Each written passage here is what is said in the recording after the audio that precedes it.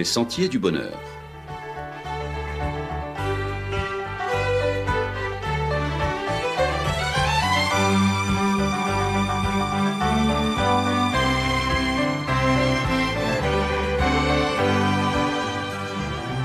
Une émission qui vous apporte un message d'espérance, de paix, de joie et de confiance. Chers amis auditeurs, bonjour. Rendre à César ce qui est à César et à Dieu ce qui est à Dieu. Il y a une véritable suspicion aujourd'hui quant à la politique. Il y a tellement de cas de corruption, de malversation, d'abus en tout genre. Si bien que les gens se méfient de la politique et surtout au niveau des jeunes, beaucoup sont déçus, outrés, révoltés de tels comportements. Ils vont donc grossir les rangs de l'abstention. Les jeunes sont remplis d'idéaux, ils sont entiers et ne vous font pas de cadeaux lorsqu'ils s'aperçoivent que des personnalités politiques se permettent des actes délictueux et se détournent de leur mission qui consiste à servir le bien public et à travailler au bien commun. Bientôt, nous, citoyens, serons faiseurs de rois. Ce sera l'occasion pour chacun de prêter sa voix au suffrage et de peser un tant soit peu sur le cours des choses. Il s'agira d'élire prochainement le premier magistrat de sa commune. Il faut savoir que, d'une part, on n'a que les élus que l'on mérite, car c'est nous qui les élisons et d'autre part, ils sont l'incarnation des valeurs éthiques et morales de notre société. Et puis, de toutes les façons, il faut des hommes et des femmes en responsabilité. C'est pourquoi les adventistes du 7e jour soutiennent, quelle que soit la tendance ou l'étiquette politique, les personnes démocratiquement élues, et nous prions pour que ces personnes accomplissent honnêtement leur mission, qui n'est pas facile aujourd'hui, celle de travailler au bien public.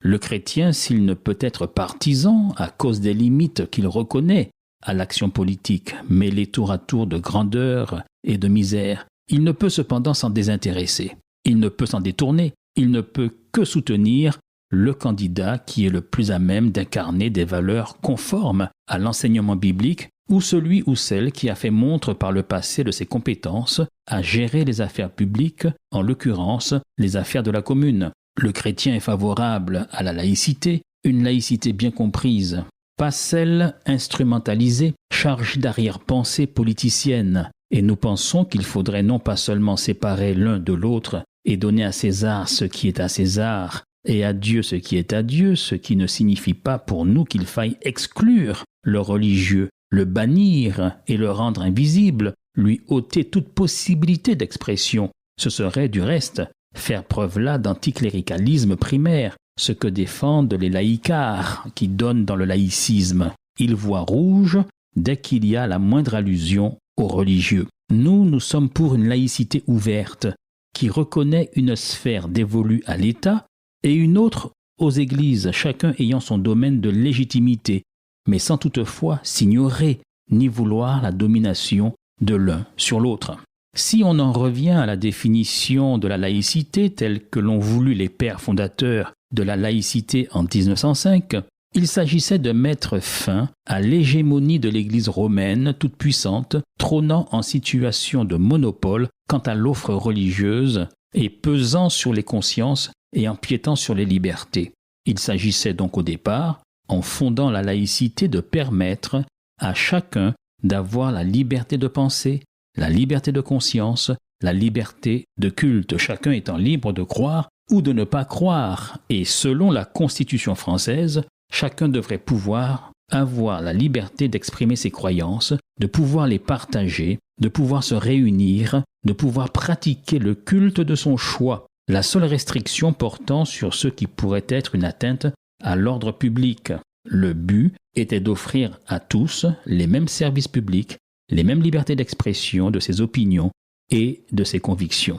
La toute dernière enquête du mois de janvier, en ce début d'année, du CNESCO, Centre national d'études du système scolaire, montre le bon ancrage de la laïcité chez les jeunes, en grande partie dû à l'enseignement sur la laïcité proposé dans les différents niveaux du système scolaire, l'enseignement moral et civique, autrement appelé EMC. Le tout sera toujours d'être vigilant en espérant qu'il s'agira toujours de l'enseignement d'une laïcité ouverte. Là où cela devient délicat pour certains, c'est quand l'organisation sociale semble ne pas tenir suffisamment compte des minorités, si on prend l'exemple de l'Église adventiste du 7e jour. Si l'école est obligatoire et que rien n'est fait dans le même temps pour trouver des arrangements, des aménagements, et que tous les contrôles, toutes les évaluations, tous les examens sont posés le samedi, ce sont des centaines d'élèves qui seront lésés dans leur évolution scolaire et professionnelle puisqu'ils seront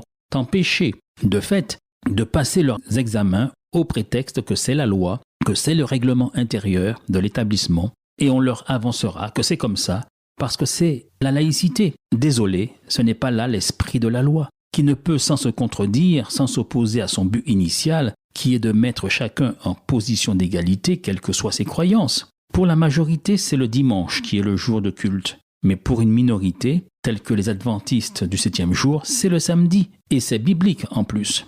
On ne peut donc en même temps rendre obligatoire la présence à l'école et dans le même temps empêcher le libre exercice de sa religion, gênant, empêchant, contrariant le libre choix du jour de sa pratique cultuelle et religieuse. Nous disons oui à une laïcité ouverte, fidèle à ceux qui l'ont portée sur les fonds baptismaux. Et quand on aborde la question dans un esprit d'ouverture et libéral, alors on peut, et c'est souvent le cas, trouver des arrangements intelligents pour permettre, comme c'est le cas dans bien des pays, de permettre à ces élèves membres d'une église minoritaire de pouvoir vivre dans le respect des lois de la République, respectant ce partage que reconnaissent les Saintes Écritures, à savoir rendre à César ce qui est à César et rendre à Dieu ce qui lui appartient, et cela en toute liberté. Vous comprendrez bien, chers amis auditeurs, qu'entre un responsable politique prônant une laïcité ouverte et celui qui serait partisan d'une laïcité fermée, et ceci bien sûr en dehors de toute considération d'étiquette politique, que pour nous, le choix est vite fait. Ce sont nos hommes et nos femmes politiques qui organisent le vivre ensemble et qui, par une sage organisation sociale et des institutions justes et équitables, favorisent la paix sociale. Ils font ainsi droit au bien le plus précieux, à ce droit de l'homme fondamental, à savoir la liberté. La liberté qui se décline en liberté de conscience, en liberté religieuse. Aussi, nous prions pour qu'un tel état d'esprit soit celui de nos dirigeants, de nos élus, de nos hommes et de nos femmes politiques et de nos dirigeants d'institutions. Il en va du bien et de l'équité pour tous et d'un juste équilibre entre la majorité et les minorités. Et il s'agit également de la prise en compte de l'intérêt de tous pour favoriser un harmonieux vivre ensemble. En espérant que vous nous rejoindrez sur la recherche de justice que vise ce propos, nous vous disons à la semaine prochaine, chers amis auditeurs. Tu as laissé les hommes libres de choisir, libres de préparer ou non leur avenir. Qu'ont-ils fait de leur liberté? Ont-ils su bien l'utiliser? Ont-ils compris le cadeau que dans ton amour tu leur faisais? Tu aurais pu nous soumettre à ta volonté, faire de nous des robots sans personnalité. Tu as préféré nous créer en nous laissant la liberté de te choisir ou alors de te rejeter. Qui pourra jamais comprendre ce grand mystère, toi le créateur de tout l'univers? Qui pourrait sonder tes voies et connaître tes pensées? Et les hommes lèvent le poing contre le ciel, sans penser que si tu voulais, sur leur vie tu pourrais bien inscrire le mot fin. Mais tu as laissé les hommes libres de choisir, libres de préparer ou non leur avenir. Qu'ont-ils fait de leur liberté? Ont-ils su bien l'utiliser? Ont-ils compris le cadeau que dans ton amour tu leur faisais? Tu aurais pu nous soumettre à ta volonté. Faire de nous des robots sans personnalité. Tu as préféré nous créer en nous laissant la liberté de te choisir ou alors de te rejeter. Tu as placé sur le chemin de tous les hommes la possibilité de rencontrer celui qui change la vie, apportant le vrai bonheur. Seulement tu n'as jamais obligé personne, tu ne forces pas les cœurs. Oh Seigneur, que tous ici choisissent la vie, car tu as laissé les hommes libres de choisir, libres de préparer ou non leur avenir. Ont-ils fait de leur liberté? Ont-ils su bien l'utiliser? Ont-ils compris le cadeau que dans ton amour tu leur faisais? Tu aurais pu nous soumettre à ta volonté, faire de nous des robots sans personnalité.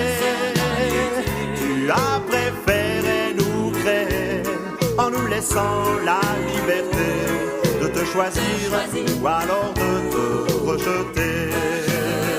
Tu as laissé les hommes libres de choisir, libres de préparer ou non leur avenir. Ont-ils fait de leur liberté? Ont-ils su bien l'utiliser?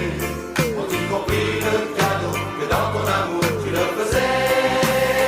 Tu aurais pu nous soumettre à ta volonté, faire de nous des robots sans personnalité. Tu as préféré nous créer en nous laissant la liberté de te choisir ou alors de te rejeter. Tu as préféré nous créer en nous laissant la liberté, que tous ici, ô Seigneur, choisissent la vie.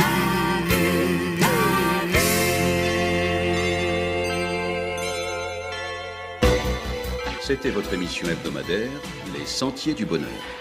Un programme présenté par l'Église adventiste du 7e jour. Aimeriez-vous lire le texte de la causerie d'aujourd'hui? Demandez-le. Il vous sera envoyé gracieusement. Nous tenons également à votre disposition notre cours de Bible gratuit par correspondance. Nous le recommandons vivement à tous nos auditeurs. Écrivez-nous aujourd'hui même. Voici notre adresse. Boîte postale 50 97 282, Le Lamentin, CEDEX 2. Nous nous réjouissons à la pensée de vous retrouver à l'écoute la semaine prochaine à la même heure. À bientôt.